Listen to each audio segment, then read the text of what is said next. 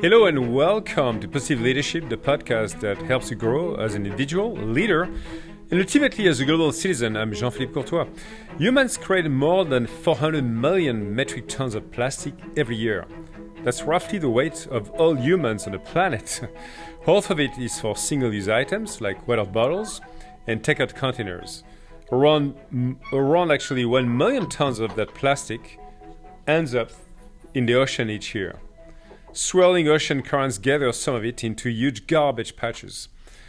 Roughly 800 species are impacted by the plastic pollution in the ocean. And the economic impact is estimated at being up to $19 billion per year. In 2013, at just 18 years old, my guest today, Boyan Slat, founded the Ocean Cleanup, a non-profit organization dedicated to developing advanced technologies to rid the world's oceans of plastic. His concept involved the use of passive floating barriers placed in ocean's currents, leveraging the natural movement of the water to capture and concentrate plastic debris. Boyan's unwavering commitment and relentless pursuit of his mission has inspired countless individuals and organizations across the world to take action against ocean plastic pollution. Amongst his many awards is the Champion of the Earth Award from the United Nations Environment Programme.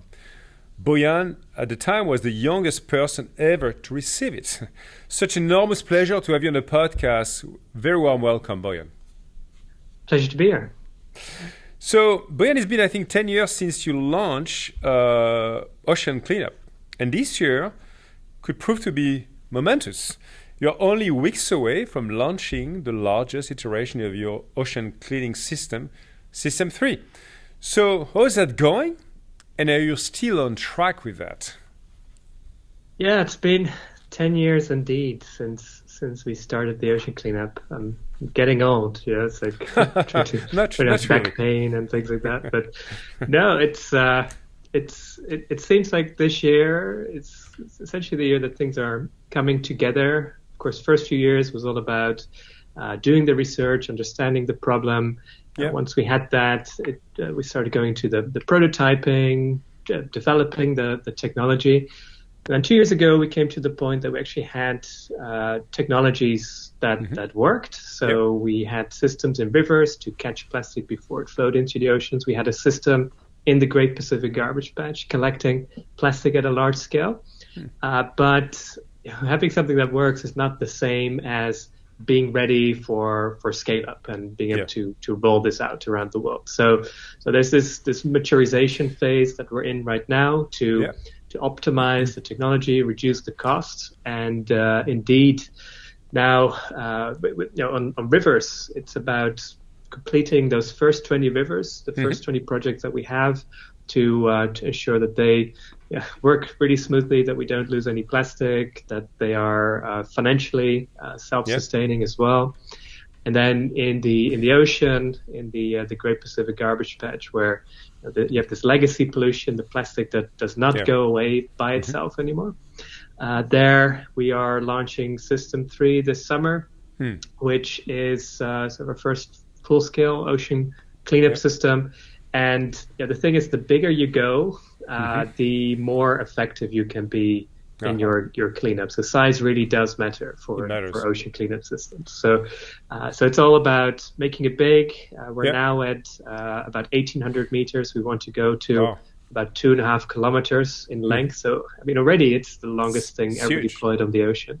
And when we get there, we will be cleaning up a football field of ocean every 5 seconds approximately. So that's how big the system is.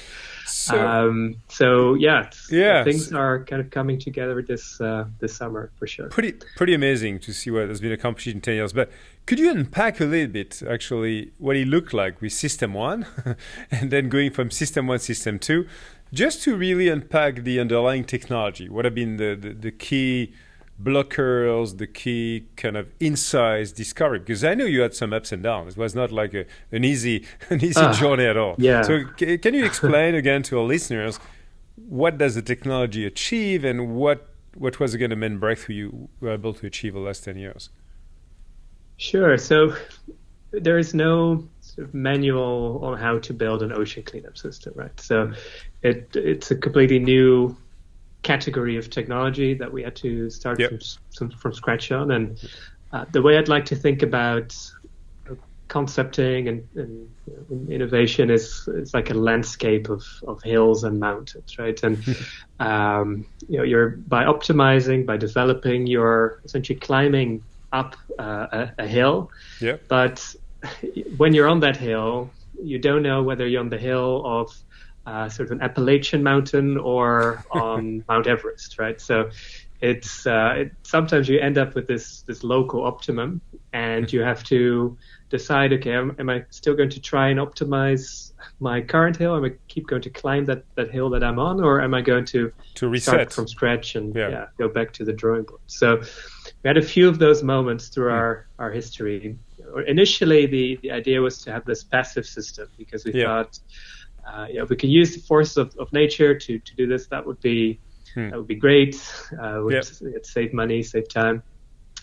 So we had this long floating barrier. 2018, we launched that from San Francisco to the Pledge. We deployed it, and the first issue we had was that we weren't collecting plastic, which of course is pretty important for an ocean cleanup system. And then secondly, a few months later, we had a structural failure of the system due to fatigue. And that actually forced us quite dramatically to go back to the drawing board. That experiment had cost us millions of dollars, a year and a half of development. Wow. And it was just very painful to then have to struggle to get everyone and everything back to land safely. Of course, the media was all over it to say, like, okay, see, told you so. The experts claimed that it was never going to work, and indeed it failed. Yeah, so that was difficult, but fortunately we still had just enough money on the bank for one more try, and then we went back out there, deployed again, and this time we did manage to get it to work. But then still what we found was that the system, even though it was collecting plastic, it wasn't doing it at the scale we would need to be able to clean up the whole patch. We're not in the business to clean up a bit of plastic. We're here to solve a problem. So then again, we decided to jump to another foot of another mountain, and then so the third time was a charm, really, when we decided to go active, to actually pull the system forth, which had two main advantages. Firstly, the amount of surface area that you cover is much greater, so you can collect more plastic. But secondly, you can steer the cleanup system to where you want to be. And that was, I think, the main breakthrough there, that we discovered that this patch is not homogeneous. So you have these hotspots where there is a way higher concentration of plastic. So I would say our current cleanup approach is this this merging of both hardware and software. Yes, it's about having a really big system and making that work, but at the same time, it's about really having this targeted approach, having these computer models that we run all the time to actually run these forecasts on, in the next 2 days, you have to be at this coordinates to collect your plastic. No, it's pretty amazing. We'll come back, of course, to the journey a bit later, Boyan, particularly to talk about your mindset, of course, that you had to preserve, to evolve with you and your team as you went through the mountains and then to the valleys, right? And up again. I mean, you probably did a few of the so-called S curves, right? 1 and 2 and 3, like your system S. So, Boyan, you've said before that you've always been fascinated by working out how to do things that other people think that are impossible or very hard to attempt, right? I believe you became a world record holder when you were actually just 14 years old. So can you tell me about where this passion for tackling things, fixing things comes from? Is it from your parents? Have you always been on the lookout for the next problem to solve in your life? Sure. I think it's probably more genetic than nurture, I would say. So my parents say, of course, I love them, but they're not scientists, they're not engineers. My father is, I would say, very creative. He's an artist, he's a painter. So maybe to me, solving problems is an art form as well. It's very much a creative endeavor. But I don't know. Like recently, I found a VHS tape of some sort of early recordings of my life when I was 1 or 2, and this is video of me just playing with the buttons of a washing machine. And my dad says like, "Oh, he'll be very technical in the future." I say, "Well, that's quite prophetic, I would say." And already when I was 2 years old, it was. I wanted to build my own chair, so wow. Family member that was a carpenter got me some materials, and I built my own chair. It wasn't 2 years old. 2 years old. Yeah. It wasn't very good looking, but it's okay. It was functional. And then I got into building computers. I got into building explosives. Probably when I was 8 or 9. So I loved chemistry and doing experiments in that avenue. And then so water rockets became my obsession. So these pressurized things that you can shoot up in the air, and thought, okay, how far can I take this? So I thought, okay, let's try and set a Guinness World Record to launch as many of them as possible at the same time. And I suppose that was my first project that was bigger than just one person.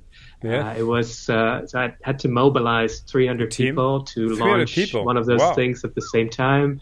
I had companies involved for sponsorship. There was media that was covering this thing. So my first real project, and indeed I set the record then. It wasn't very useful, but it kept me busy as a child, for sure. And obviously it showed your entrepreneurship mindset already, right? When you're 40 years old, basically, right? Mobilizing people, getting money, getting support, and actually making it work as well, of course.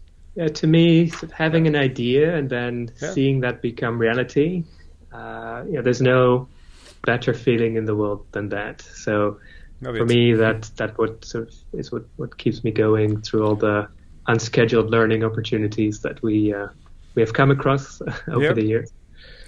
That's what we call in a podcast, of course, an incredible growth mindset, right? So always having the appetite to learn new things, and I'm sure you keep doing the same. So the problem of plastic pollution, we know, is enormous, and the longer the plastic stays in the ocean, the harder it is to clean up, as it breaks down into microplastic particles. And I understand, of course, it becomes legendary now that you first became aware of it when you went on diving holiday, right, in Greece, in the blue waters of Greece when you were 16. So can you tell us more about that experience and how it triggered your own personal transformation, if that was actually the key moment to create your vocation, to clean up the ocean? Sure, yeah. I think just by, I suppose, watching the news and reading things, I was already aware that there are problems out there when it comes to the environment. Of course, I'm a huge champion of humanity. I am proud of what previous generations have achieved, and I'm thankful for the fruits that I'm able to use every day in terms of my health, my wealth, my education, convenience, etc. But I was already aware that all this progress also had some negative side effects. And then when I was 16, it was for me the first in my face moment that I saw this problem firsthand when it's indeed scuba diving in Greece. I was about to get my license, and I was hoping to see all these beautiful things underwater. And instead, I looked around me and saw more plastic bags than fish. And I was quite disappointed by that. But rather than sort of sitting around and feeling sad about it, my engineering mind just quickly went to, okay, so how do we solve this, right? How do we fix this? And that then sort of provided me the opportunity to combine this passion I had for technology with some actually useful cause. No, that's a very special moment, I'm sure, in your life. But you might have gone as well through some other moments of truth that shape you, right? As an individual, and I would say as a leader, as a change maker, and helping you shaping your mission as well. So was there another moment when you decided this was a problem that you could not walk away from before you really solve it for the planet? Again, the diving experience was very clear. Well, the water was not clear, but your revelation was clear. Yeah. But was there a bit later another moment where you said, well, okay, this is, I don't know if it's the mission of your life, but at least for the last 10 years, I guess it's been your entire life dedicated to that, right? Isn't it? Oh, yeah. Yeah. It's no time for anything else. So, look, I think when I look back at myself 10 years ago, I really didn't know what I was doing. So, and actually, I still have that feeling to a degree, just looking back on my former self, even just a year ago. So, and I don't look back at that with sort of shame, but instead, I just sort of rejoice the fact that apparently I'm still learning a lot. Right? So, in terms of just having an idea is the easy part. It's all about the execution. It's all about the management challenges. It's about mobilizing people behind this cause, which I think is where the real challenge has been. And of course, you continuously go through new insights that change you as a leader. But I suppose if you look for sort of concrete, pivotal moments, so I would say the moment that I dropped out of university was, I think, quite an important moment when, this idea was stuck in my head. I couldn't stop thinking about it. It was an obsession. Obsessed about it. Yeah. Obsessed with, yeah. Yeah. Somehow this word obsession has this negative connotation. And society, but I think it's sort of essential. It's a foundation to anything big. So and then I came to the moment that I realized, okay, if I really want to give this a try, and I want to give this any probability of success, I should probably dedicate all my time to this. All my time to it, And if it doesn't work out, at the time I was studying aerospace engineering, I could always just re-enroll after half a year. But sort of doing half and half, I didn't see that provide a good outcome for both my study or the ocean cleanup. And your parents were supportive of that, Boyan, or they were a bit shocked, or they said, "No, that's good, my son. Let's do that." So, I think that the one thing I'm incredibly thankful of, especially for my mom, because I grew up with her. My parents divorced at a very young age. Is that she's always given me the encouragement and the space to follow my curiosity and my passion. So my childhood was just this long chain of obsessions, and whenever I had a sort of a new obsession, she would buy me the books that I was looking for to understand these things. I was always allowed to use the living room as my workshop, my lab. And then, so I think when I told her that I was contemplating to drop out, she asked me, okay, well, have you thought about this? Are you sure? And then I say, I think it's cost-benefit analysis makes sense. And then she said, okay, well, go ahead. So, I think that's That's a wonderful example of how great can be. You can become as a dropout from school. Actually, there's wonderful people who've been dropping out from schools and doing some amazing things in life. I've met with a number of them. Actually, you're a wonderful example of that, Boyan. In 2012 as well, you delivered a pretty impressive TEDx talk, which I watched, obviously, where you spoke about your initial concept for cleaning up the oceans. I think you gained like 3.3 million views, and of course your ideas went viral at the time. So how did it feel to suddenly have the spotlight, a pretty big spotlight or hot spotlight on you? Would have been easy, of course, to feel overwhelmed. So what was your feeling? How did you feel that? So that TEDx talk I did when I was still at uni. So it was actually a conference that was organized at the university, and initially there wasn't any attention for it. I think at the point I dropped out, I think there were about 2,000 or 3,000 views. Okay. So and those first months were quite tough actually, because there wasn't any support. There was nobody interested in helping. The only money I had to work on this was 300 euros of pocket money I saved up. I see, not much. But then, so April 2013, indeed this video, this presentation got picked up by a number of news blogs. And that then it went viral, and within a few weeks it was watched more than 1 million times. And back then the email form on the website was still linked to my personal mail account. So it was blotted. So I had to go through 500 emails a day of people who said, "Wow, I want to help. How can I help?"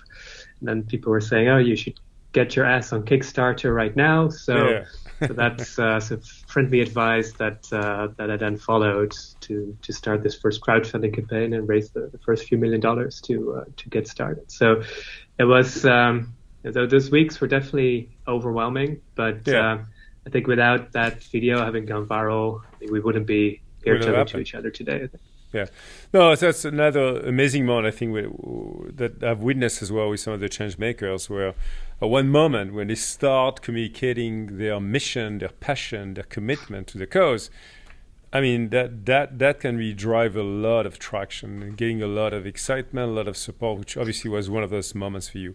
So you said before that the garbage patches in the ocean can seem like an abstract problem.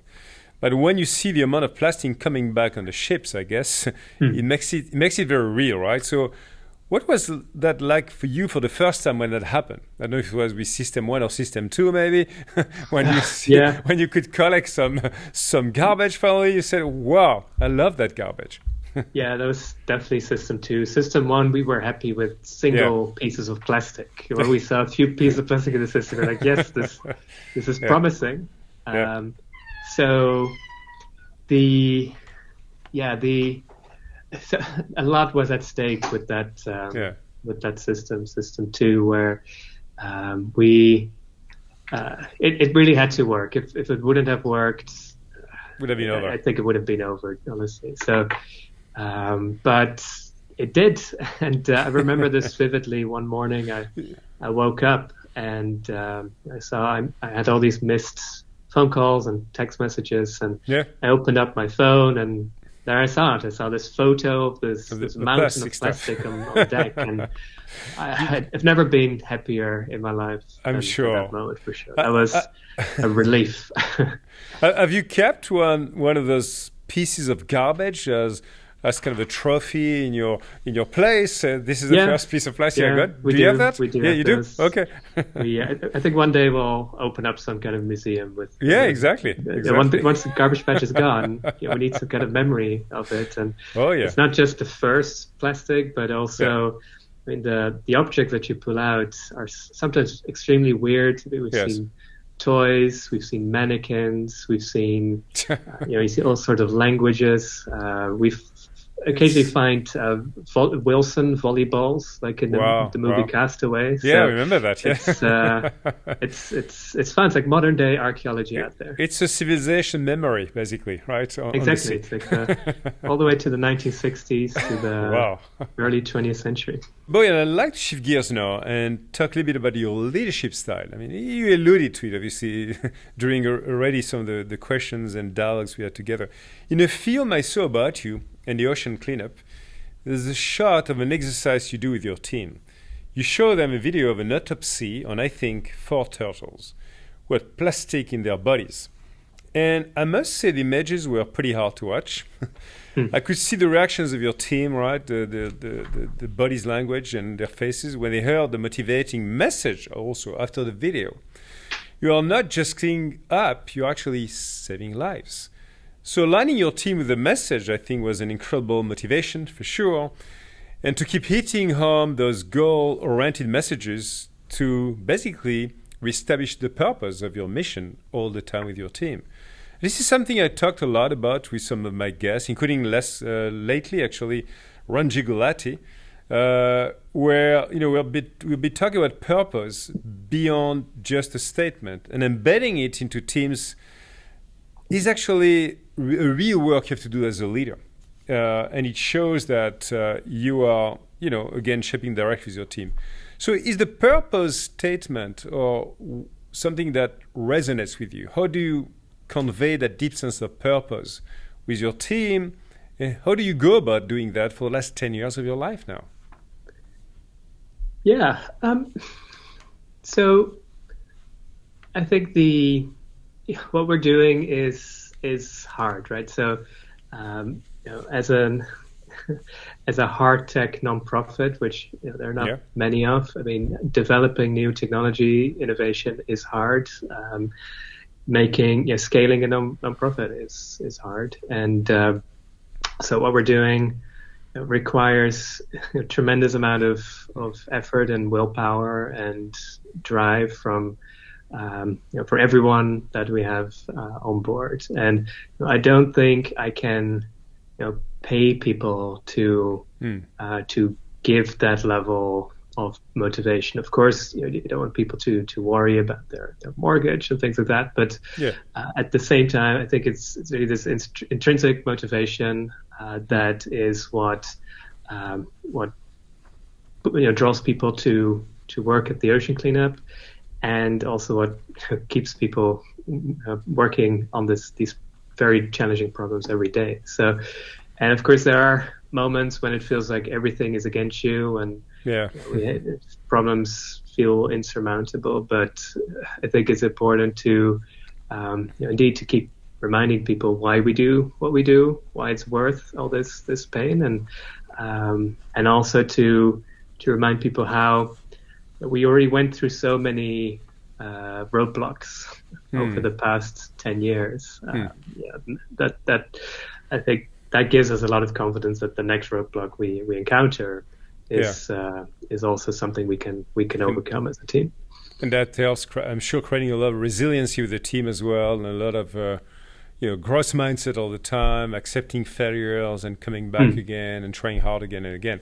You know what I've learned through my career, Microsoft, but also meeting with many different type of leaders, Boyan, for the last many years, is that you don't basically take a purpose as a given. You never do that. But you got a chance as a leader to kind of help shaping a culture of organization, which is to me the way you live the values, the way you do things, the way you actually make the toughest decisions when things are turning south, not going well. So how would you describe the Ocean Cleanup culture? What would it be to work for you, work in your team, in the ups and in the downs, of course, that we discussed before, System 1 breaking, etc.?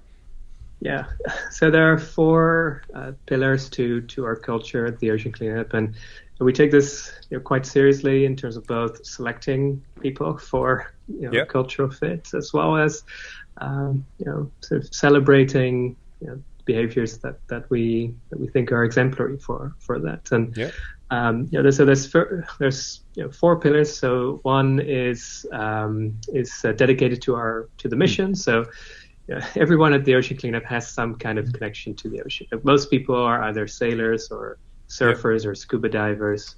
It's not a hard requirement that you do some kind of thing on the water, but personal attachment to the coast, basically. Exactly. It needs to feel some kind of personal mission. It's mission first. I think that's that kind of thing, right? There's no place for a-holes or egos. That you sometimes see in bigger companies, this kind of struggling for your own position, and I think there's no room for that at the Ocean Cleanup. Then it's delivering impact. So ultimately, we don't want to be typical organization where it's sort of about good intentions but no results. So we are also very hard on the KPIs, on measuring our progress, so being pragmatic too. Being consequentialist, right? Thinking about the outcome, very much first and foremost. Then it's about drive to improve. So, it's about learning by doing.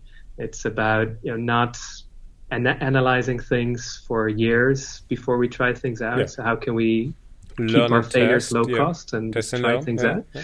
Mm-hmm. And also having the reflection, of course. So when we make mistakes, of course, analyzing those properly.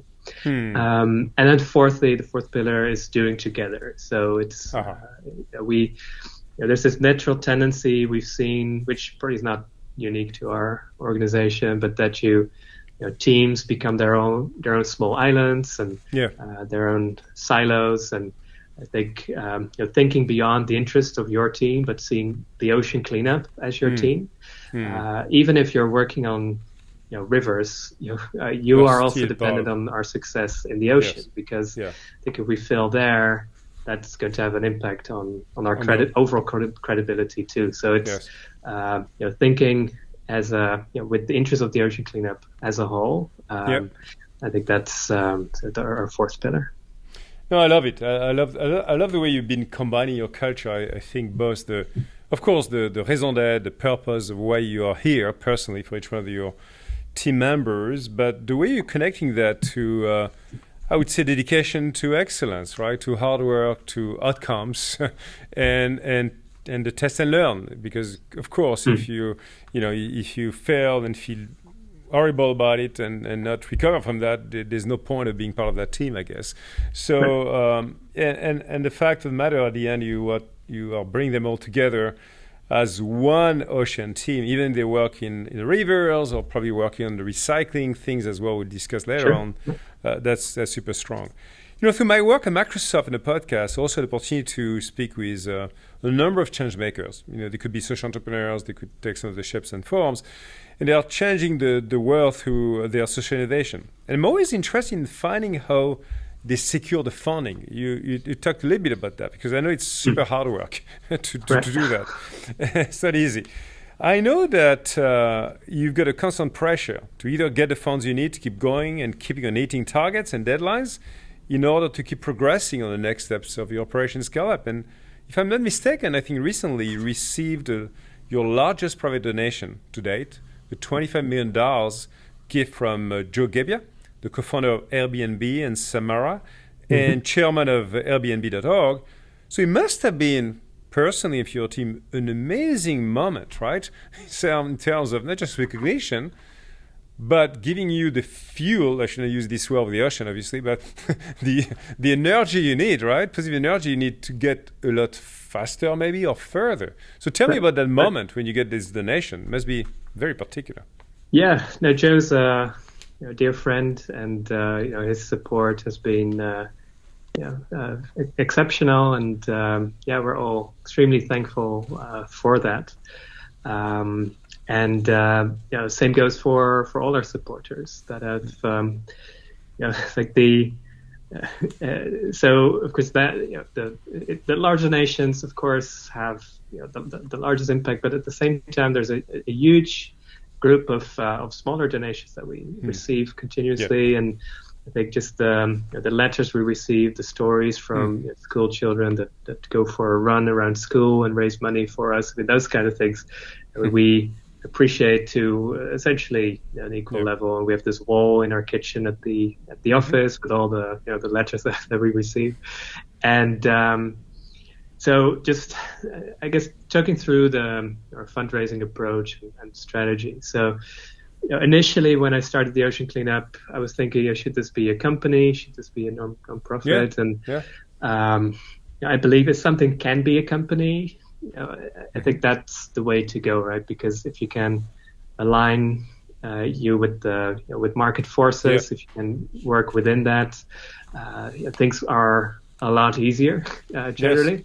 You can also have access to different types of funding, to the best people, etc., with different kinds of incentive models. But back then, the conclusion was that the amount of R&D required to get to the point that it would work, and in combination with a very unclear prospect for there to be any kind of business model associated with this. Just made it that I didn't see any other way than funding this development through donations. So that's why ultimately the Ocean Cleanup became a non-profit. But still, even though we are a non-profit, we do like to think as any sort of for-profit startup as a company. Business. Yeah. So the way we've treated the fundraising in the earlier years was essentially as investment money. So we had these, we treated these also as rounds, right? Where we had some objectives, we had a plan, we went to donors, we asked, okay, would you like to support this? And then they said yes, okay, we could actually deliver, we can execute, and then based on those results, we could go back to them and to others to ask for money for essentially the next round. And I think a mistake many nonprofits make is that they consider donations as revenue instead of investment. Because that's a very I think it makes you complacent, and really the way we treated these donations was as a way to get us to the next milestone, next step, rather than just as something that just keeps going forever. I think that's the way we've gotten to where we are today.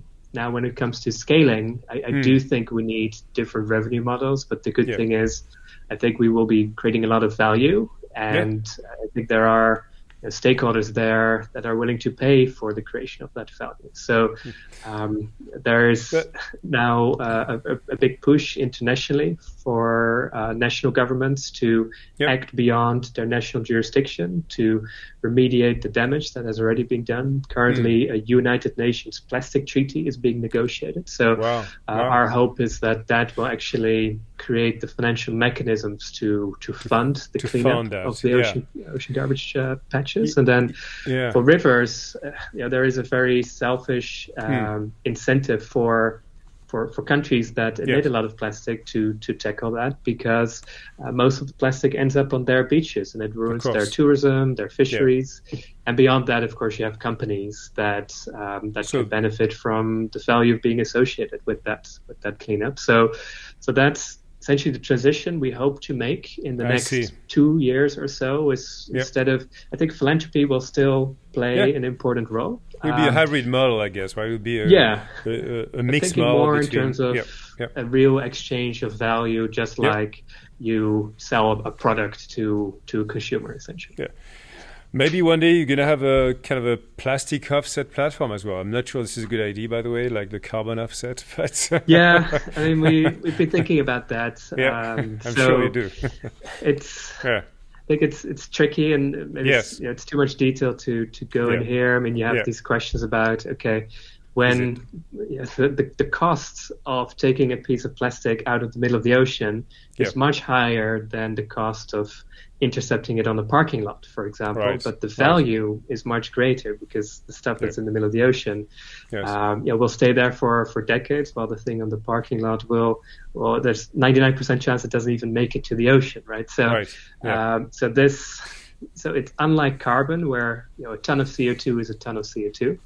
With plastic, it's way more complicated. So we're definitely looking into it, but whether that's the way to go, uncertain. However, if you think of the total cost of solving this, I think for a few $1 billion, we can solve all the plastic emissions and the legacy in the ocean. So compared to an issue like climate, I mean, that's many orders of magnitude more costly, right, to do that. So, absolutely. If we can keep things simple, I think that would be helpful. But those are the kind of questions we are asking yourself. No, it's wonderful to see the impact you've been shaping, creating, and the opportunity you are creating, not for you, obviously, but actually for the world to take care of that problem for the next years to come. And because you got the right set of incentives now for the world actually to start taking care of that finally after so many years of hard work.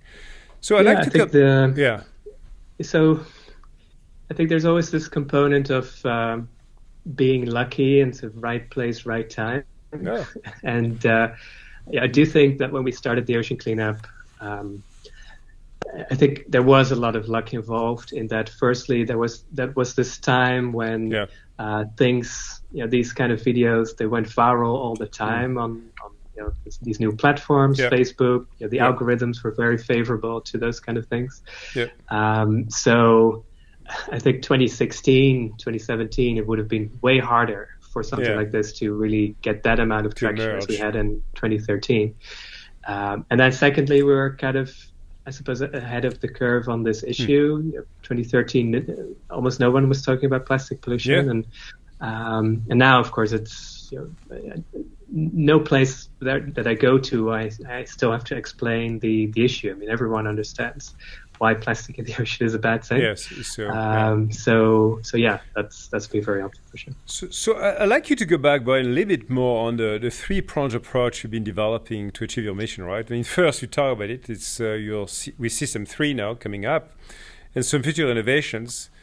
You said, I think, that running out 10 of these larger systems in the near future could clean up to 80% of North Pacific plastic debris, right, by the end of the decade, which would be pretty amazing. Secondly, and you briefly touched on it, we'll come back to that in a minute, you carried some research in 2021 that suggests that 1,000 of the world's rivers are the source of 80% of the river-borne plastic contributing to global ocean plastic pollution. So now you are going upstream indeed to clean up the most polluted rivers in the world so that you prevent them from getting to the oceans in the first place. And thirdly, you have actually started as well going full circle by creating a revenue source with some products like sunglasses spares made with the plastic waste retrieved from the ocean. And more ideas, as you suggested, to create some revenue sources for the future. So can you take us through the impact you are getting now on the river upstream? And how this new circular revenue model as well, you think, and maybe there might be different sources, will contribute to some additional funding to actually accelerate the resolution of the problem that you talked about. So if we don't stop more plastic from reaching the oceans, obviously we would have to keep cleaning forever, and that's in nobody's interest. So, and in fact, at the Ocean Cleanup, we make it pretty explicit that we want to help ourselves out of business. We don't want to exist in 10, 20 years from now. Of course, there are some nonprofits. I mean, I was listening to your podcast with Sal Khan. I mean, that's a different kind of nonprofit, and I hope he continues to exist forever because you always need education. Education accessible to all. Yes, that's a pretty big mission, a limited mission.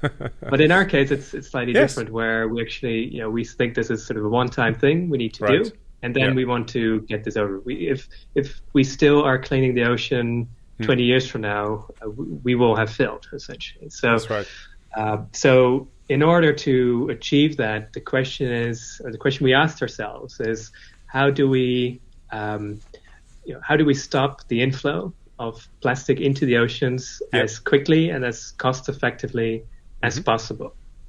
And then what we realized were two very important statistics. Firstly, we found that just a very tiny fraction of all the plastic that's being used actually flows into the ocean. So 400 million tons is produced every year. About 1 million tons or even less is flowing into the ocean. So that's just 0.25% of all the plastic. So and where it flows into the ocean, where it's that 0.25%, those are rivers. And then what we found out next by developing AI-powered cameras that we attach to bridges to measure how much plastic is flowing out of these rivers, we found that just 1% of the world's rivers emits about 80% of all the plastic that goes into the ocean. It's still about 1,000 rivers, so it's still, it's not easy. It's not 10 rivers or something, but at least it's achievable.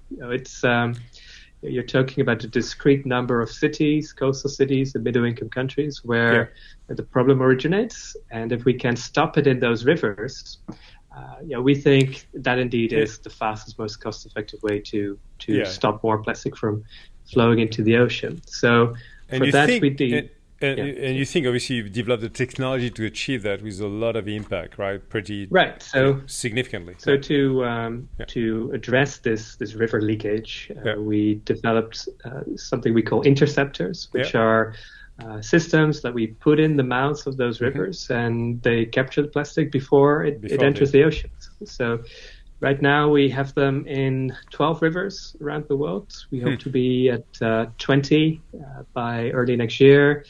And then once we have 20, we think that's the foundation based on which we can then start scaling to those 1,000 rivers. And we just deployed a new interceptor in one of the heaviest polluting rivers in the world, in Guatemala, where thanks to that one river, we have now extracted more plastic this quarter than in all previous years combined. So, wow, must be awful. I mean, for the people. Yeah, like every day we take about 44, up to 44 dump trucks of trash out of that just single river.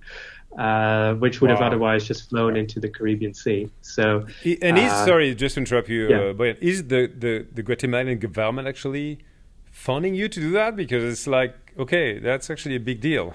They're not funding us yet. So if you're listening, please get in touch. No, we are working closely together with them, of course, on the permits, on operational matters. And of course, I think it's up to us first to really demonstrate the efficacy, the performance. I think if we really have solved this river, if we solve this problem, I think that's indeed a good conversation to have, to say, okay, now it's your turn to take over the operations. And I'm sure this is where you can also, I'm sure you're probably doing that, right? Partnering with international governmentalization, multilateralization like UN and others, right? To help you having this multiple touch in multiple countries in the world. Yeah, so earlier this year we signed a partnership with the UNDP, the United Nations Development Program, who are now essentially our first foot in the door whenever we enter a new country. So obviously they're a massive network, they're in all these places, and so they help us with getting started when we enter a new country, and they also complement our work by using us as a catalyst to tackle further upstream changes. So they work with the government to improve waste management, to improve education, essentially on the back of that interceptor, because when an interceptor arrives in a city, that's it's like an ornament, right? It's a very visible thing that everyone talks about, and that's a great place to start the conversation on these further upstream things. No, it's pretty amazing. Could you touch very quickly on this third pillar? I briefly mentioned my question, right? The sunglasses and other objects made of recycled plastic.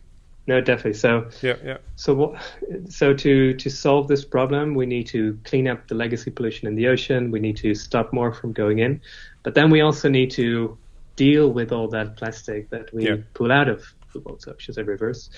And on one hand, of course, it's our job to make sure that it doesn't end up back in the environment. But secondly, we actually think that because there is such a powerful story attached to this material, that there is value in that material. And in fact, we see a lot of demand from companies to actually buy that material, to use it to create durable, sustainable products. So indeed, a few years ago, we launched these sunglasses. They're very premium, $200 sunglasses. We sold them out quickly, 25,000 pieces.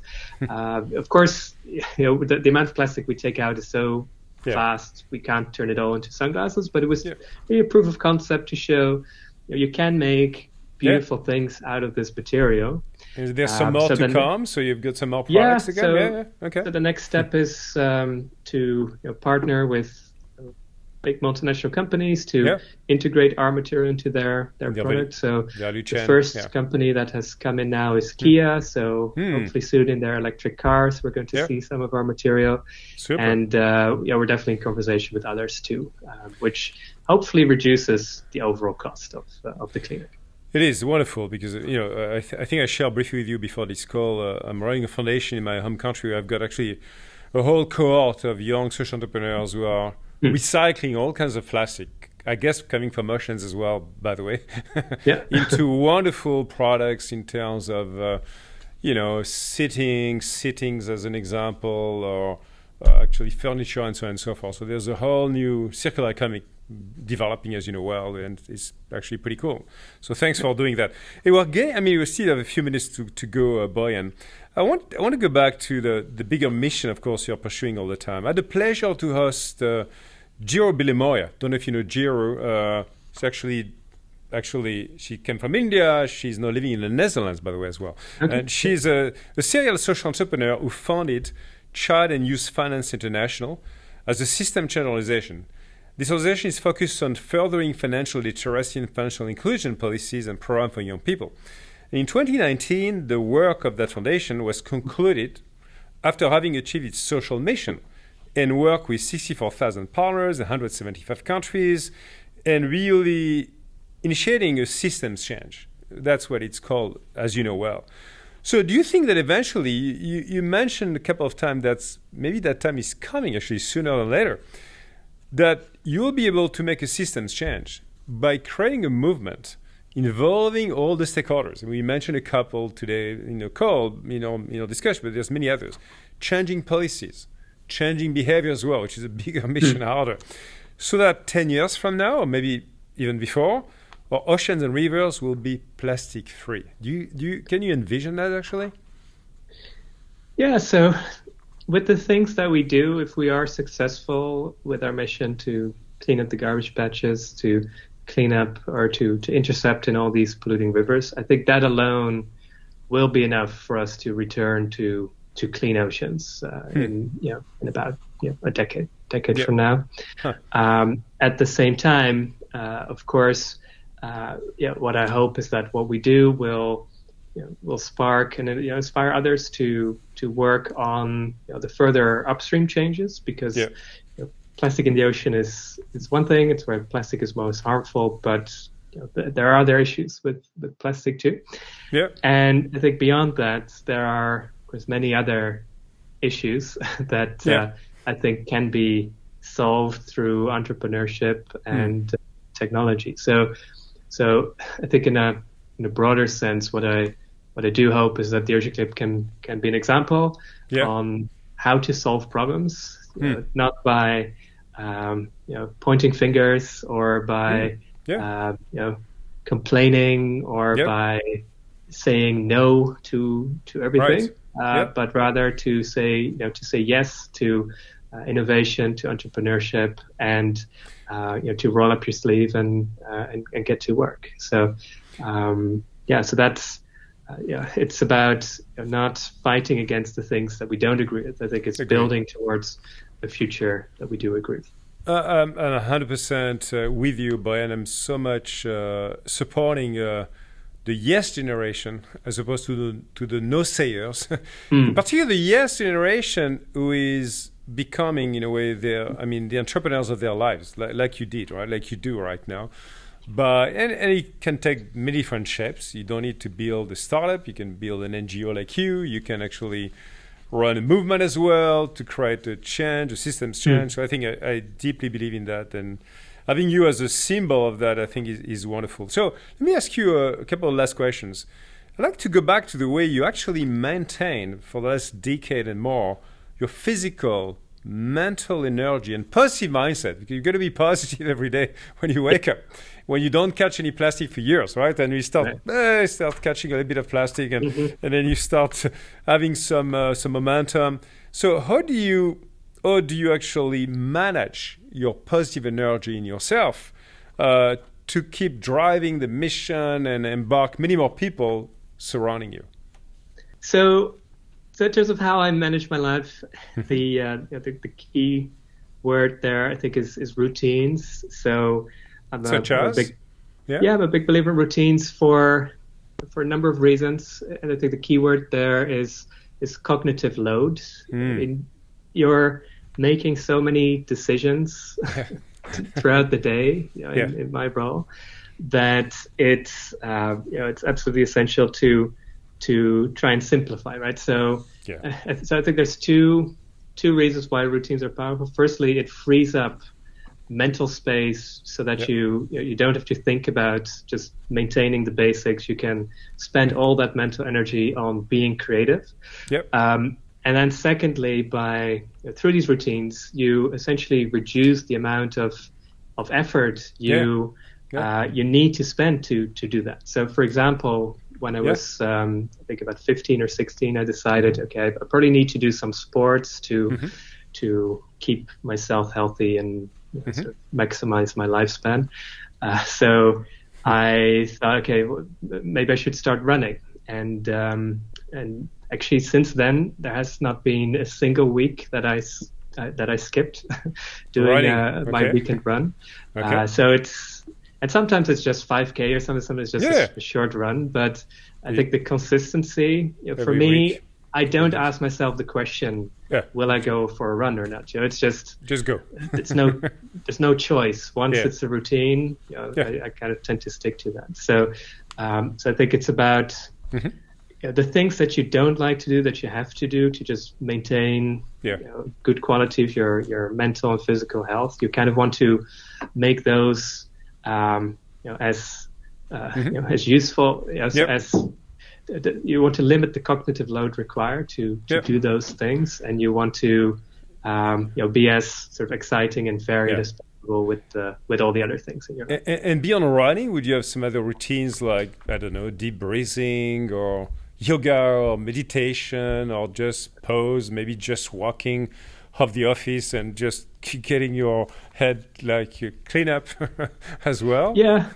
So I tend to start my days with cold showers. I think that's a good one. That's a good practice. Yep. And then before I sleep, just to kind of get my mind out of the problems I'm working on, I tend to read books for about an hour just before I go to sleep. And and then I really need a lot of sleep actually, so I try to get about 8.5 to 9 hours every day. That's a great practice. Practice. And I tend to, even though, work is never done, right? So there's always the temptation to do an all-nighter, and that's kind of the last thing I try to do because I just know I won't be very productive the next day. I think it's a great summary, and we had such examples in different other podcast episodes, Boyan.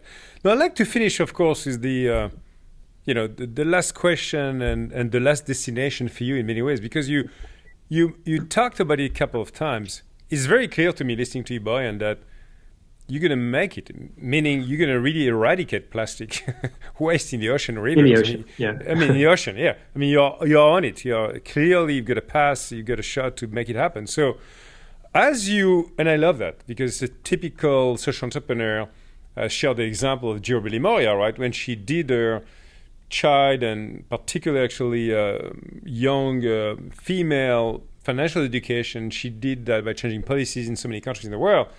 She stopped her foundation. She just stopped it because the job was accomplished in terms of what she intended to change.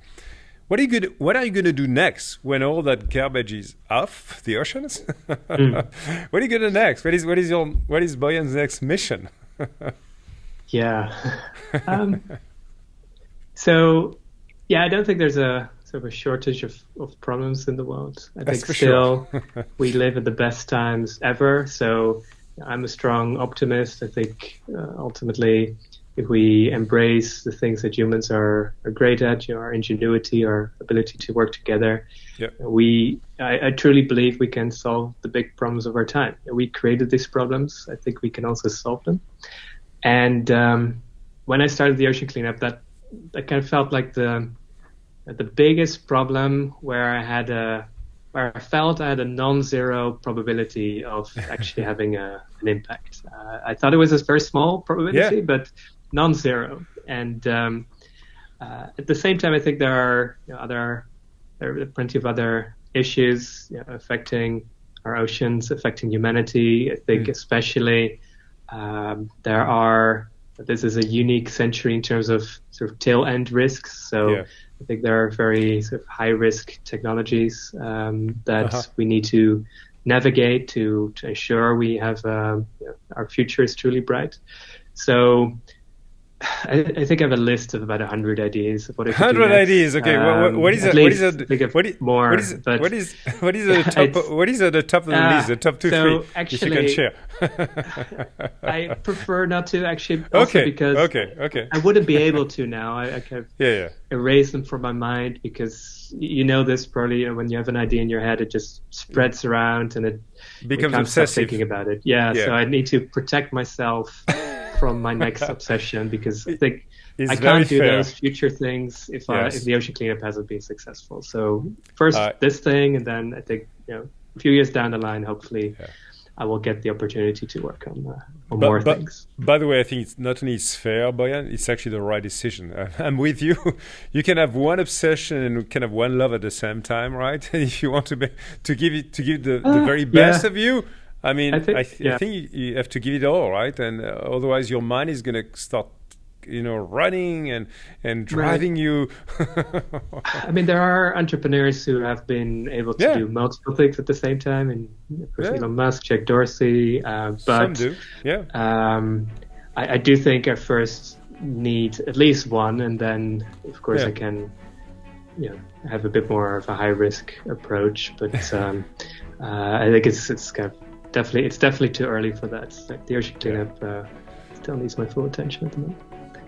For sure. So, Boyan, it's been a huge pleasure to have this discussion with you. It's wonderful. And I look forward really to hopefully join you in person to celebrate that day where plastic will be off the oceans. In the meantime, again, take care. Keep driving this wonderful mission. Thank you so much, Boyan. Thank you. Enjoyed the conversation.